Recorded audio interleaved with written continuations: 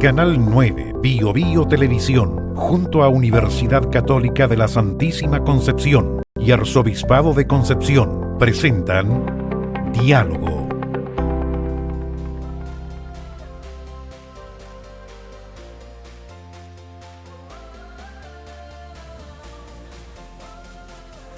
Aquí estamos nuevamente en nuestro programa Diálogo con los profesores y alumnos de Dirección Audiovisual y Multimedia de nuestra universidad, el Arzobispado de Concepción, y transmitido por Canal 9 Bio Bio Televisión.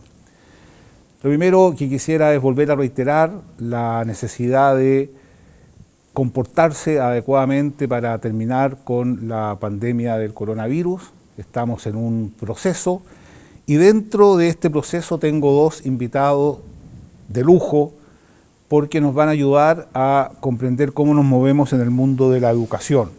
Para eso nos acompaña Felipe Sepúlveda, biólogo marino, jefe del Departamento de Fundamento de la Pedagogía de la Facultad de Educación de la Universidad Católica de la Santísima Concepción, y don Aníbal Navarrete, profesor de Historia y Ciencias Sociales, magíster en Historia de Chile, secretario general del Colegio de Profesores de Concepción y encargado del Departamento de Educación y Perfeccionamiento. Dado que estamos a una distancia que nos permite los expertos, la distancia social, para poder escucharnos mejor, vamos a sacarnos, el que quiera, la mascarilla. Muy bien, yo quisiera partir este tiempo, digamos, ¿cuáles han sido los grandes cambios que ha experimentado la educación en Chile después de que comienza esta pandemia? Por favor, don Aníbal. Buenas tardes. Primero que todo, agradecer la invitación al programa. Los cambios que ha experimentado la educación en este proceso. Bueno, primero que todo, ya sabemos que están las escuelas y los liceos cerrados a lo largo del país, lo cual ha implicado necesariamente que el proceso ya de enseñanza-aprendizaje tome una nueva modalidad, ya que fue muy promovida por el gobierno, que está relacionado con lo que es la educación a distancia y el teletrabajo. Hace unos días atrás, ¿no es cierto?, el gobierno anunció la posibilidad de un nuevo canal de un canal de televisión que tenía como objetivo poder llegar a los lugares donde la conectividad no es la adecuada.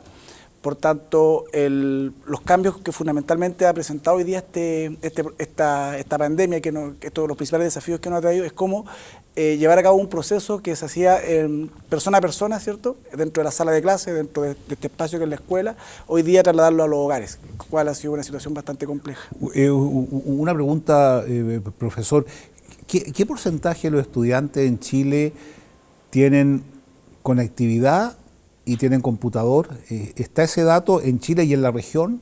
Nosotros estuvimos trabajando en el levantamiento de esa información. De hecho, intentamos hacer un levantamiento específico en algunas comunas.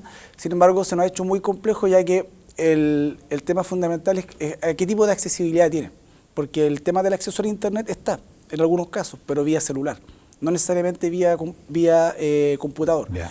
Y lo que sí hay un dato importante, que por ejemplo los alumnos de la educación pública en séptimo año reciben un computador por parte del Estado, que a su vez les permite, va con una conexión a Internet durante un año. Entonces nosotros podríamos decir por lo menos que los estudiantes de séptimo año hacia arriba probablemente tengan la opción de tener acceso a un computador. Lo que no sabemos ya es cuál es el nivel de conectividad que tiene, ya, y a qué punto es efectiva esa conectividad. Ahora, ¿usted piensa que una persona que tiene, un joven que tiene durante un año una conectividad, después podría vivir sin conectividad? O sea, es difícil, ¿no? O sea, hoy día el mundo está hiperconectado. Entonces, es como si a una persona le dan agua por un año, después se la cortan y ya aprendió lo que es vivir con agua, es lo mismo, ¿no? Claro, así es, es complejo. Ahora, profesor Sepúlveda, ¿qué ha pasado? No nos centremos tanto en nuestra universidad, nosotros pertenecemos a un universo universitario, hay varias instancias en las cuales se conversa. ¿Qué ha pasado en el mundo de las universidades con esta pandemia? A ver, al igual que en la educación escolar, y un poco haciendo referencia a la primera pregunta, esto es, y también es la situación en que estamos en todo tipo de ámbito, es una crisis sanitaria. Eso significa que de alguna manera todos hemos sido impactados de alguna manera por lo que está ocurriendo. O sea, es un cambio drástico de prácticamente de un mes a otro, donde tenemos que cambiar la manera en que hacemos las cosas, la manera en que nos relacionamos, ¿cierto?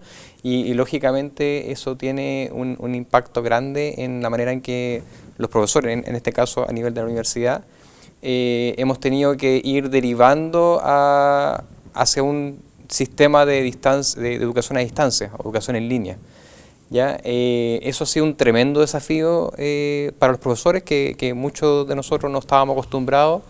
Hemos tenido que aprender nuevas estrategias, adaptar lo que ya teníamos, ¿cierto? Y también, bueno, lo mismo que pasa también con los chicos en educación escolar, ir haciendo un catastro, un registro de quienes efectivamente tienen la conectividad para poder participar. En la universidad. En la universidad. También ahí tenemos varios desafíos en esta universidad. Hemos tenido también que ir verificando quiénes pueden participar, ¿cierto? Hay estudiantes que viven en sectores rurales donde eventualmente ni siquiera hay posibilidad de conectarse a internet, entonces ha sido un tremendo desafío. Ahí la universidad también ha tratado de ser proactiva, ha hecho catastro, está tratando de darles como becas de datos también para que puedan conectarse, pero también hay limitaciones en términos de la calidad de la conexión que puede recibir. La conexión por celular no es lo mismo que una conexión de banda ancha, entonces a veces también en los recursos que ellos pueden estar expuestos también hay que tener en consideración en la manera en que nosotros les estamos entregando el material educativo que nosotros esperamos que ellos vayan desarrollando durante el semestre. Ahora, los profesores, bueno, tú eres bastante joven, digamos, ya, pero hay profesores que tienen algunos años, como el caso mío, que me cuesta mucho, todo el mundo tecnológico. ¿Es posible en 2 meses tener un cambio tan brutal? Porque esa es la palabra, de estar acostumbrado a estar con los jóvenes, en la interacción personal, a encontrarse en su casa con una pantalla. ¿Qué ha significado para los profesores, digamos, y cómo evalúan desde el punto de vista pedagógico las desventajas, y también se han visto alguna ventaja? Porque usted se imagina lo que puede significar para un joven rural, porque siempre tenemos que ver, sobre todo a los extremos, una persona de un lugar rural que tal vez ya no le signifique viajar a pie 8 kilómetros diarios para llegar a la escuela cuando la tiene en su casa. O sea, este es un cambio. ¿Qué han pensado ustedes, qué han reflexionado en las reuniones del Colegio de Profesores? Bueno, nosotros la primera conclusión que uno llega, ¿no es cierto?, a través de lo que va observando con los pares, con nuestros colegas, es que hay un problema que parte desde la formación inicial docente. A ver. La formación inicial docente nos está preparando hoy día a los profesores para este tipo de modalidades educativas, ¿ya? Y también hay que tener una claridad y definir bien los conceptos de lo que estamos haciendo el día de hoy. A ver. ¿Ya? Porque la educación a distancia no es algo nuevo. ¿Ya? Es algo que ha estado siempre presente. De hecho, el tema es cuando nosotros este proceso de educación a distancia queremos que también sea escolarización a distancia. Ya, lo cual pasa a ser un poco más complejo. ¿Por qué? Porque la educación a distancia, en sí educarnos es la capacidad que nosotros tenemos de ir desarrollando habilidades que nos permitan, ¿no es cierto?, desenvolvernos en la vida. Conocer, aprender, ¿cierto? Claro. Desarrollar aprendizaje, desarrollar habilidades. Sin embargo, escolarizar implica fundamentalmente estandarizar en la medida de lo que es un currículum nacional. Entonces, hoy día la primera dimensión que hay que poder definir es qué es lo que se está haciendo a distancia, si estamos escolarizando o estamos educando. El Ministerio ha centrado fundamentalmente este proceso en lo que es la escolarización. Hemos escuchado mucho al ministro decir que es importante seguir con el proceso, que hay que seguir tratando de avanzar en el currículum, de hecho lo ha mencionado un par de veces en entrevista, y eso va generando conflictos porque hoy día nosotros desde a distancia podríamos seguir educando, pero en función de otro tipo de aprendizajes que no son los tradicionales del currículum, ya que son aprendizajes relacionados fundamentalmente en cómo hoy día los estudiantes en la casa van desarrollando otro tipo de habilidades. Ya van desarrollando, por ejemplo, venía pensando para acá, mientras venía al programa, veía en la calle muchos jóvenes, ya jóvenes entre 14 y 18 años, que probablemente están en la enseñanza media. Entonces uno, ¿qué es lo que observa inmediatamente en esos estudiantes? ¿Qué es lo que tengo que trabajar con ellos? Por ejemplo, la solidaridad, el quedarme en casa. ¿Ya? El quedarme en casa hoy día es ser solidario. Sí. Porque O sea, quedarse en casa es el mínimo de un deber cívico en la medida que se pueda, claro. Por supuesto. Entonces, si nosotros entendemos la educación bajo esos parámetros hoy día que nos depara esta emergencia, podríamos tener un proceso efectivo. Pero si insistimos con escolarizar a distancia, claramente este proceso no llega a buen puerto. Fundamentalmente porque lo que tenemos hoy día es un modelo educativo donde, por lo extenso que es el currículum, ¿ya? Es muy difícil salirse de los paradigmas tradicionales de la educación, por ejemplo la educación bancaria, donde a través de solamente se cambia la modalidad, porque en algunas ocasiones siguen existiendo las mismas metodologías de trabajo que se implementan en el aula, pero solamente se hacen a distancia. Entonces, eso generalmente no va generando un aprendizaje que es para la vida de los estudiantes. Ya, no, realmente el punto tuyo es fundamental, porque también yo creo, digamos, que las preguntas que nos hacemos hoy día no tienen nada que ver con las preguntas que nos hacíamos hace 3 meses atrás, ¿no? Como decía Benedetti, ¿no? Benedetti decía, teníamos todas las preguntas listas hasta que nos cambiaron, teníamos todas las respuestas listas hasta que nos cambiaron las preguntas. ¿Tú piensas, Felipe, que la universidad, el sistema universitario, el proceso universitario va a ser el mismo hoy que lo que pensaban hace 4 meses atrás, por ejemplo, incluso pensando en las acreditaciones? Yo creo que hoy día acreditar una universidad en la capacidad de cambio que va a tener va a ser importante. ¿Estaban preparados para eso? A ver, en la universidad, desde el año pasado, cuando empezó el estallido social, ya tuvimos una situación más o menos símil, donde hubo un paro rápido en la posibilidad de seguir desarrollando las clases in situ acá, ¿cierto?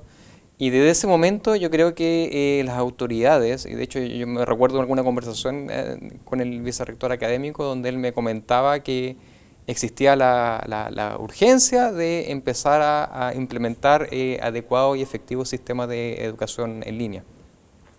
Eso se ha venido desarrollando y ahora claramente es una necesidad casi imperativa de que se vaya logrando. Yo creo que y he escuchado también diferentes comentarios en otros ámbitos también donde después de esta crisis sanitaria probablemente muy pocas cosas van a ser como eran antes, ¿verdad? Vamos a tener que aprender muchas cosas nuevas y se van modificando la manera en que estábamos acostumbrados a hacer normalmente las cosas.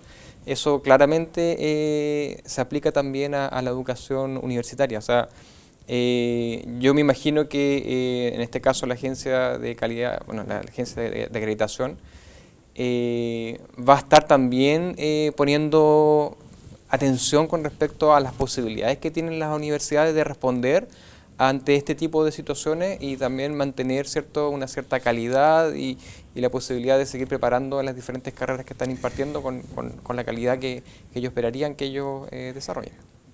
¿Cuáles son los efectos que tiene que un niño, porque la actualización comienza a los 4 años, ¿no? Uh-huh.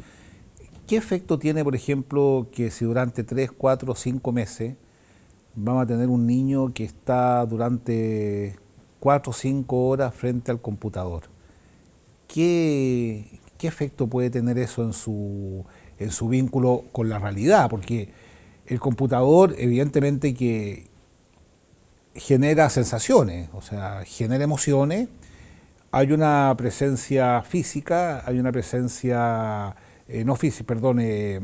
una presencia auditiva, pero un encuentro virtual. ¿Qué efecto puede tener eso desde el punto de vista de la pedagogía en los jóvenes y en los adultos? ¿Hay algún estudio al respecto?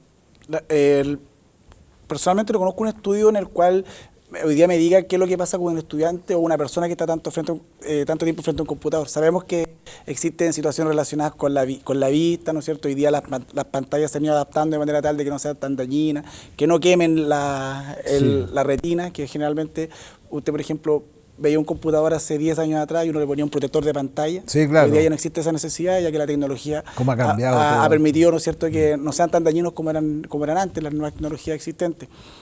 Los estudiantes ya pasan ese tiempo frente a los computadores, ¿eh? Ojo, Hoy día se reúnen a jugar en línea, se reúnen a hacer diferentes actividades y están 3, 4, 5, 6 horas. Hay personas que a veces pasan la noche entera frente a un computador realizando algún tipo de actividades. Por tanto, en ese sentido creo que nuestros niños hoy día están familiarizados con ese tema.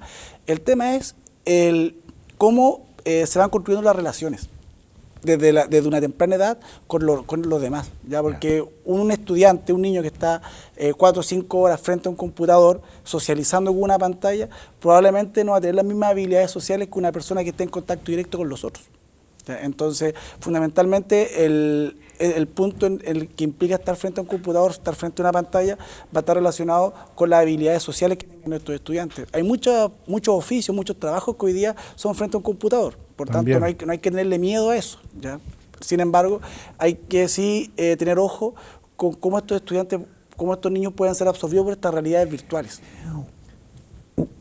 Una pregunta desde el punto de vista social. Bueno, nosotros sabemos, digamos, que hay una correlación muy directa entre el lugar donde nace una persona, el ambiente que vive, la situación socioeconómica y cultural de los padres respecto de su futuro. O sea, Chile en eso es bastante predictivo, digamos, ¿eh? Uno sabe qué colegio estás y calcula inmediatamente el puntaje que te va a sacar, etcétera. Esto, cosa que es muy lamentable por lo demás, pero es lo que pasa. O sea, es parte de nuestra pobreza y nuestras desigualdades que son muy vergonzosas. Este nuevo sistema, digamos, donde todas las personas pueden tener acceso a un Instagram, a un Facebook, a un Twitter y a todas las cosas que existen, que no me las sé mucho, el Zoom, etcétera. El TikTok, etcétera, ¿puede ayudar a una mayor equidad o no? ¿O es solamente siguen siendo bienes instrumentales, digamos? Bueno, Vygotsky decía que uno de los elementos fundamentales de un niño es el andamiaje, o sea, saber de dónde viene. Andamiaje, bueno. En la base en la cual está construido su saber, ¿ya? Sí. Eso para Vygotsky era fundamental. El tema relacionado con lo que es hoy día la diferenciación social que se puede hacer va a estar determinado también por cómo ese estudiante o ese niño va a tener la capacidad de poder ir discriminando la información, ¿ya? Probablemente quienes tengan un mayor andamiaje o un mayor sustento cultural en su familia van a tener una capacidad aún mayor de poder discriminar la información. De hecho, hoy día uno de los principales problemas que tenemos con todo esto del COVID-19 es la famosa infodemia. ¿Ya? Infodemia. La infodemia. ¿Qué es lo que es la infodemia? Es la gran cantidad de información que tenemos en la red, ¿ya? Donde todos los días vemos una nueva curva en relación a lo que está ocurriendo con esta enfermedad, y todos los días esta curva que vemos en la televisión es para nosotros en sí la verdad revelada, ¿ya? Sin embargo, la educación en su trabajo de generar, ¿no es cierto?, personas críticas, debería darle a los estudiantes la capacidad de poder distinguir cuál es la información que van a utilizar, ¿ya? Y dentro de toda esta infodemia, dentro de todo este exceso de información existente, puedan discriminar la información más adecuada. En ese sentido, probablemente un estudiante que tenga un andamiaje ya cultural más, por así decir, más amplio, más sólido, ¿cierto?, va a tener menores dificultades que un estudiante con un andamiaje cultural más débil, al momento de poder definir cuál es la información que le va a permitir armar una idea de lo que está ocurriendo. Bueno, bien interesante lo que dice Aníbal, y en ese sentido, en los fundamentos pedagógicos está internado, o sea, yo traduzco, yo no soy profesor, pero en el fondo traduzco, está internalizado un espíritu crítico dentro de los fundamentos de la pedagogía. O sea, a ver, siguiendo un poco con esta línea, ¿cierto?, del andamiaje de Vygotsky, también... Oye, entre paréntesis, perdón la ignorancia, ¿quién es Vygotsky? ¿Pueden explicarle a las personas? No, que bueno, no están... Vygotsky es un referente en todas las teorías, digamos, modernas de educación. No lo conocía, si bien no es tan moderno, Vygotsky es de los 50, 40 por ahí, ¿cierto? Es un referente. Es un referente, ¿Y algún claramente. libro que podríamos recomendarle? Bueno, a mí también, para leerlo. ¿Algún libro? No me recuerdo exactamente el Ya. un texto así como un libro en sí. Ya, pero es hay un artículos. Pero gran intelectual ya. parte de las ideas, ¿cierto?, en que basamos hoy día la enseñanza de la pedagogía, que tiene que ver con el constructivismo, que se basa mucho mira, en la sí. idea de Vygotsky. No sabía ya. Sí, y el tema está en que esta cosa del andamiaje, ¿cierto?, y la capacidad de estos estudiantes, o en realidad de cualquier persona, de poder discriminar, ¿cierto?, tiene que ver en la formación de algunas de las habilidades del siglo XXI. O sea, vamos quizás mirando hacia el futuro. Sí, lógico. Está muy presente concepto de desarrollar habilidades del siglo XXI. Y una de ellas, que es sumamente clara, es el desarrollo del pensamiento crítico. Y claramente ahí es muy importante que estos estudiantes, ¿cierto?, sean capaces de acceder a la información, a la gran cantidad de información, y poder tomar decisiones en base a lo que están recibiendo, en qué es lo que es cierto, qué no es tan cierto, ser capaces quizás de investigar un poquito más para poder verificar y no creerme todo, ¿cierto?, a la primera que viene llegando. Entonces, es impresionante el cambio. Yo, bueno, tengo mucha memoria. En mi casa había una enciclopedia, la Barça, ¿ah? Era una enciclopedia, eran unos tomos así rojos, y realmente era todo lo que había. Y conseguir su libro era una cosa muy difícil. Bueno, en primer lugar era muy caro, muy difícil, había muy pocas librerías. ¿Ah? Y hoy día, por ejemplo, le decía a unos jóvenes en Lota que ellos tenían la misma posibilidad de cualquier persona del mundo de leer una novela de Tolstoy, de enfrentarse a Ernesto Sábato, de leer las poesías de Pablo Neruda, es decir, un cambio extraordinario que pienso que puede ser bien positivo. Bueno, ha estado realmente fascinante la conversación, vamos a una pausa, escríbanos a @pdiálogo, porque estos son los temas que nos interesan a todos nosotros. Una pausa y volvemos.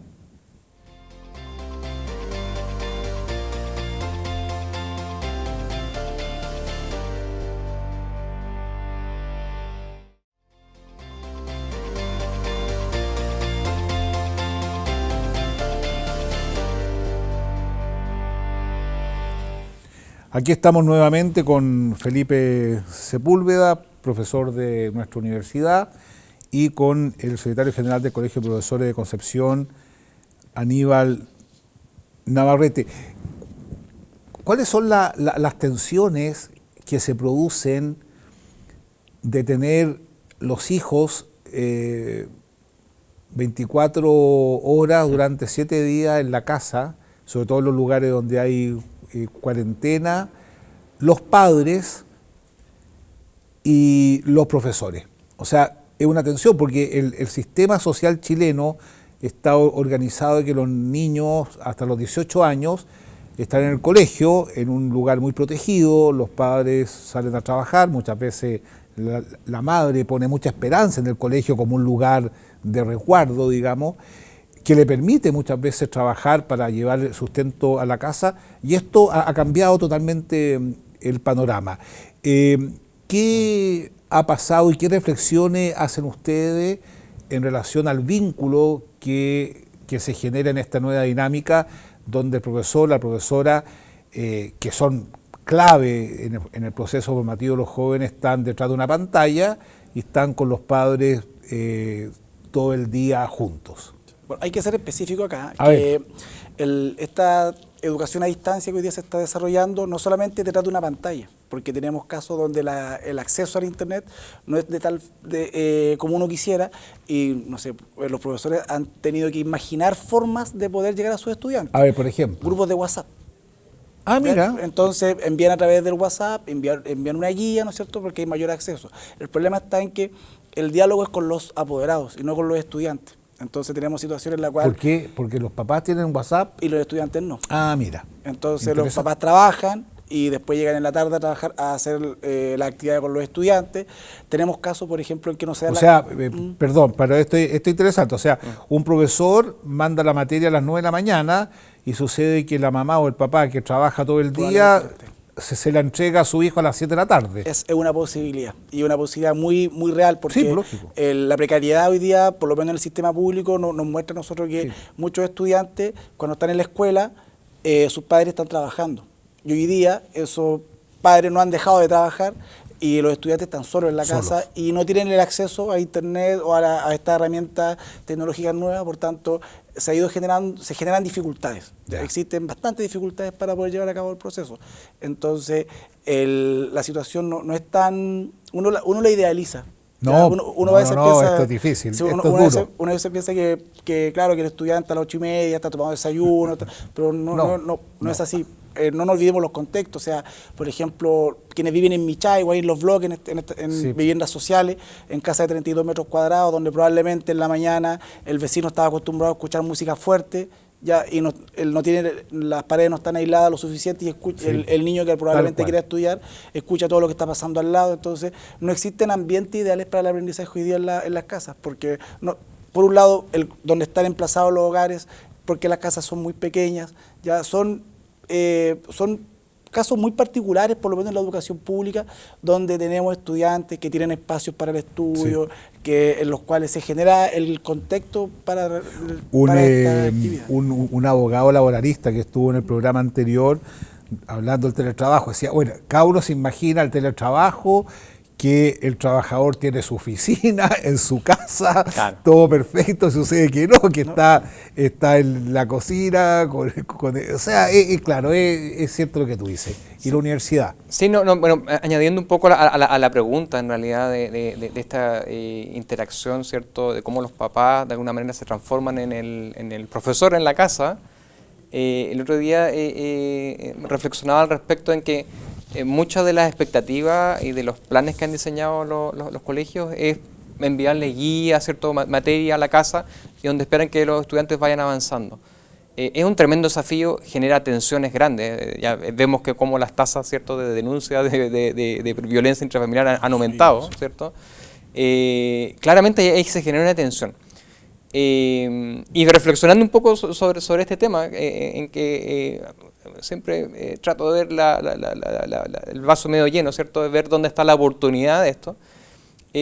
Pensaba en que de alguna manera esto también es una oportunidad para que la sociedad valore de alguna manera el tremendo rol que hacen los profesores, porque así los papás, la familia, se da cuenta que lo difícil que es educar, ¿ya? Ellos reciben material, ¿cierto? Eventualmente pueden tener la mejor disposición, pero las técnicas, ¿cierto?, la manera en que se enseña es diferente a la manera que ellos aprendieron y se empiezan a generar ahí tensiones entre el estudiante que eventualmente está tratando de acceder al contenido, el papá que le trata de explicar, y se genera una situación bastante tensa. Los papás muchas veces ni siquiera conocen el estilo de aprendizaje de sus propios estudiantes, de sus propios hijos. Entonces, por ejemplo, con un profesor, la primera pega que tiene un profe es conocer a sus estudiantes. ¿Ya? Y cuando conocer a sus estudiantes implica no solamente saber su nombre, sino que como esto es un proceso, uno va dándose cuenta qué estilo de aprendizaje tiene el estudiante. Hay estudiantes que desarrollan mejor el aprendizaje viendo, otros haciendo, otros escuchando, otros con otro tipo de actividades. Entonces, probablemente un papá que le esté enseñando, o una mamá que le esté enseñando a un estudiante, generalmente una mamá, que le esté enseñando a su hijo en la casa a leer, probablemente va a estar bajo la misma lógica de aprender a leer con el silabario, como le enseñaron a leer a él o a ella hace 20 o 30 años atrás, y eso va generando muchas tensiones. Quiero hacer un comentario a propósito de lo que decía Felipe respecto a los profesores, en general las profesoras, que los griegos decían que habían 3 profesiones. El sacerdote que llevaba el hombre a Dios, el médico que curaba y nunca hacía el mal, y el juez que administraba justicia. Y lo demás eran oficios, pero yo creo que se equivocaron. Yo creo que el cuarto es el de profesor, porque el profesor profesa llevar al joven a la verdad. Y eso cambia el andamiaje. O sea, de hecho, un buen profesor hace la diferencia en la sala de clase. Y hay experiencias extraordinarias de sectores muy vulnerables, con andamiajes muy débiles, donde el profesor, la profesora, el directivo, todo el ambiente ha logrado superar muchas barreras. Así que también este es una oportunidad de hacer un homenaje a los profesores que hoy día están pasando por muchas dificultades. Oye, una pregunta práctica. Imagínate una mamá sola con 2 hijos la mamá tiene que trabajar y imagínate que es profesional de la salud, ¿ah? Y tiene beca Junaep. ¿Cómo hace un niño de 7 años y de 5 años para ir a buscar esa beca de Junaep al colegio? ¿Qué pasa? Y lo mismo con aquellos alumnos de la universidad que tienen una beca alimenticia, pero claro, están en el campo porque no pueden venir. O sea, hoy día, por lo menos, ¿Qué pasa ahí? el gobierno estableció una metodología en la cual en las escuelas se retiraron cajas de ayuda, ¿ya? Entonces, para que el estudiante ya no tenga que ir a la escuela, se entregó unas cajas. La Junaep entregó cajas de ayuda que son como unas canastas básicas para poder hacerle frente a este encierro. ¿Ya? Entonces, en ese sentido, creo que el tema de la alimentación se ha intentado suplir. Creo yo que no es la ideal, porque hoy día, por ejemplo, ya no es como antes. En la escuela, los estudiantes hoy día, por ejemplo, cuando yo estaba en la escuela, en la Junaep, o sea, cuando los niños iban a comer, las comidas eran muy clásicas, era como, por ejemplo, el arroz con jurel, sí, claro, las papas con jurel. Hoy día no, por ejemplo, hoy día ha mejorado bastante el tema de la alimentación escolar, ¿ya?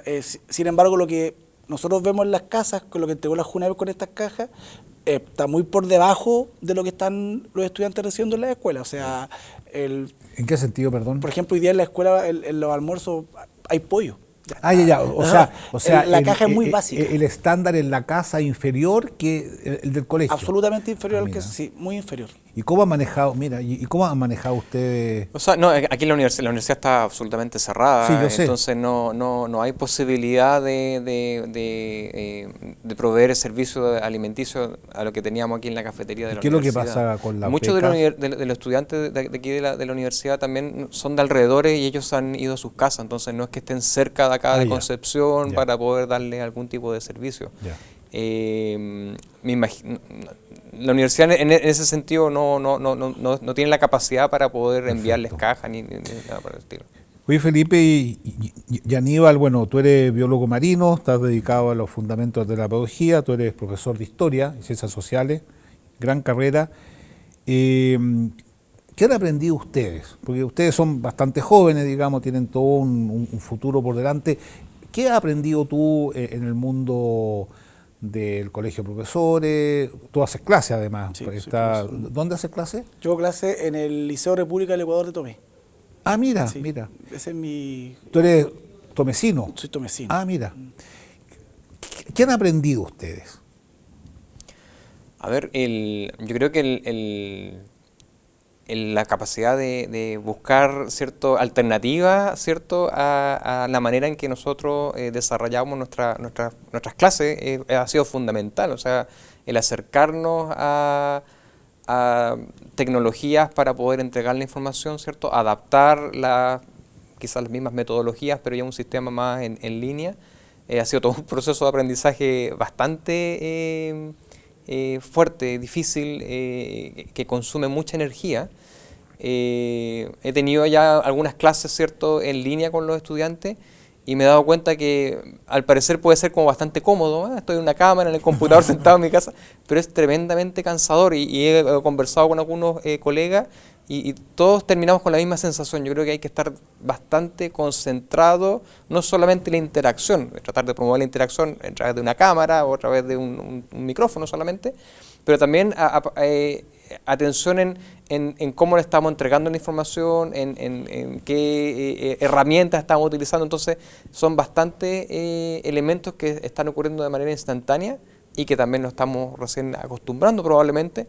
Eso genera bastante tensión. Y hay cosas que, la segunda pregunta para que conteste Felipe, y hay cosas que tú encontrabas que eran fundamentales y que hoy día no tienen prácticamente ningún valor, pero vamos a la primera pregunta. ¿Qué has aprendido tú? Yo he aprendido que hoy día todos los sólidos se desvanecen. Primero que todo, todo lo que nosotros creíamos que era de una forma... incerteza, vivir en la incerteza. Mucha incerteza. Estoy en un grupo de contacto con profesores de toda América, con los cuales dialogamos diariamente. Tenemos, de hecho, los días viernes hacemos una metodología que hacemos de foro que se llama webinar, que es un concepto nuevo que aprendí, ya que es cuando uno se comunica De web. De web, claro, que se comunica por Zoom. Ya, de web, ya. Y bueno, lo primero que yo he aprendido, primero es tratar de conocer la experiencia de otros lados. ¿Ya? Y una de las cosas que he aprendido que nuestro país, pese a todas las dificultades que tiene, ya pese a todas las desigualdades, la inequidad existente, desde el punto de vista de la educación no estamos tan mal como pensamos. ¿Ya? Eso es lo primero. Ya, por ejemplo, Qué bueno que lo digas tú, que está en el mundo de ya. lo veo fundamentalmente en la lógica que yo converso con colegas de México y en México tenemos aún escuelas normales porque están en procesos de alfabetización profunda en las zonas rurales. Sí. Converso con colegas de Colombia, me dicen lo mismo. Converso con colegas de Nueva York y la situación que hoy día vive Nueva York. Entonces, que es realmente dramática. Converso con colegas de Ecuador y es lo mismo. Ya converso con colegas de Venezuela también. Entonces, en ese sentido, esta catástrofe, por así, esta pandemia, igual ayuda en cierta forma a poder valorar lo que tenemos, que si bien es precario, ya está muy lejos de lo que de un ideal educativo, nos dice, tenemos un piso que nos permite poder avanzar de una forma, digamos, más cuantitativa y cualitativa para adelante. ¿Ya? Obviamente, en relación a lo que son las nuevas metodologías de trabajo, es un aprendizaje constante todos los días, porque uno de los fundamentales elementos que uno tiene en el aula con nuestros estudiantes es la interacción. ¿Ya? Entonces, hoy día, el generar nuevas formas de interacción creo que es uno de los aprendizajes más valiosos que puede tener un profesor para esta etapa. ¿Ya? Y también hay que entender una cosa, ¿sí? Que esta metodología, esta modalidad, es una metodología. ¿Ya? No puede ser un fin en sí mismo. Sí, ¿Ya? lógico. Es un fin instrumental. Así es, el espacio educativo, el aula, la interacción, las emociones, ¿no es cierto? Lo que yo aprendo de mis estudiantes. ¿Ya? Eso es fundamental para el proceso de enseñanza-aprendizaje. La segunda pregunta, ¿qué es aquello que tú encontrabas que era pero de vida o muerte y ahora no tiene prácticamente ninguna importancia? Y esa pregunta va para ti también, después de este cambio brutal que se ha experimentado.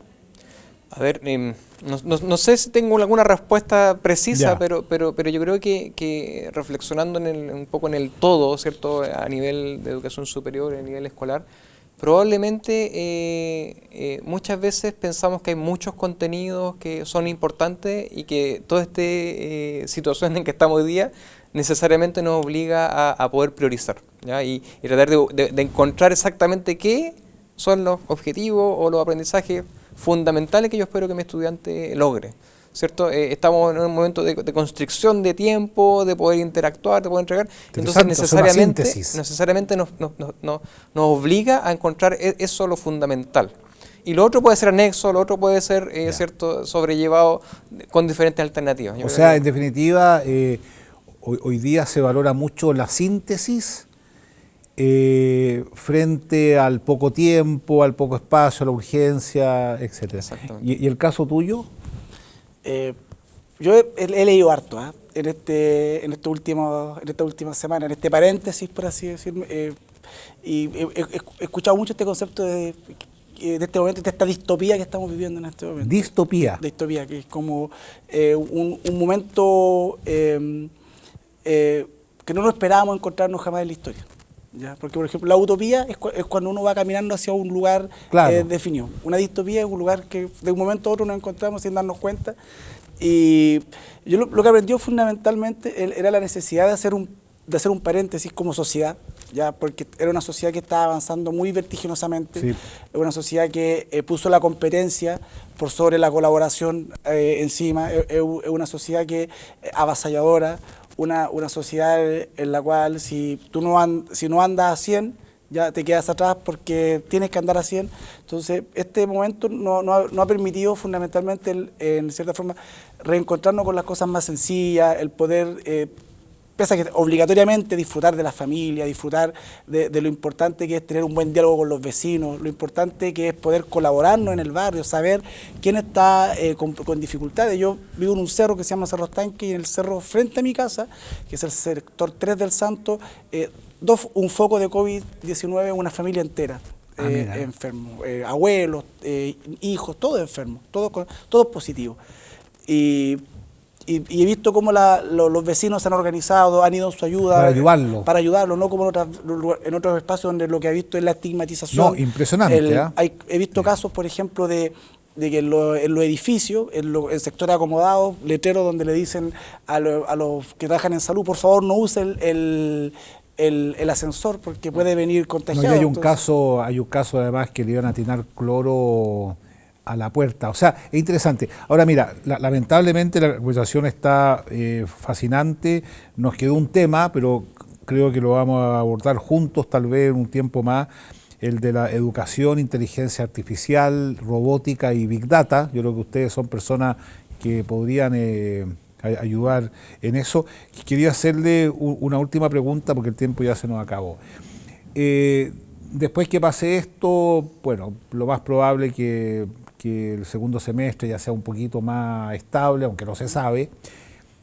¿Con qué te gustaría que se quedaran tus estudiantes? O sea, si tú dijeras, yo soy profesor, el profesor es el que conduce al estudiante a la verdad, a que vivan en plenitud su ser, imagen y semejanza de Dios para los católicos, ¿con qué le gustaría que se quedaran los estudiantes? Una frase, da lo mismo. A ver, yo creo que me gustaría que ellos van a vivir una experiencia en realidad que probablemente va a ser la única en su vida. Entonces yo creo que va a ser un aprendizaje que yo esperaría que ellos puedan reflexionar con respecto a este proceso. Perfecto, donde de alguna manera los puso a prueba en términos de conectarse con sus amigos, en la escasez probablemente, se vienen tiempos difíciles también, probablemente. Muy. Entonces yo esperaría que logren una reflexión con respecto a eso. Okay. O sea, para mí el principal aprendizaje hoy día es poner el bien común por sobre todas las cosas. Mira, el buen vivir, mira. por así decirlo. Yo creo que el principal aprendizaje hoy día que deben tener los estudiantes y las estudiantes en sus casas es el bien común. O sea, si los alumnos vuelven más adelante y tú ves en ellos un cambio donde el tú es más importante que el yo, tú piensas que valió la pena esto. En nosotros. En nosotros. Por sobre todo. Perfecto. Bueno, lamentablemente se nos acabó el tiempo, tenemos que ponernos nuestras mascarillas para seguir en la vida diaria. Protocolo. Yo quisiera agradecer a Felipe y a Aníbal, creo que ha sido un excelente programa y a mí por lo menos me llena de esperanza. Escríbanos a @prediálogo. Queremos generar cultura, queremos generar espacios de comunión, como decía muy bien Felipe y Aníbal, queremos más bien un nosotros en vez de un yo, y queremos también reflexionar y hacer nuestro todo lo que hemos vivido. Nos vemos muy pronto, muchas gracias.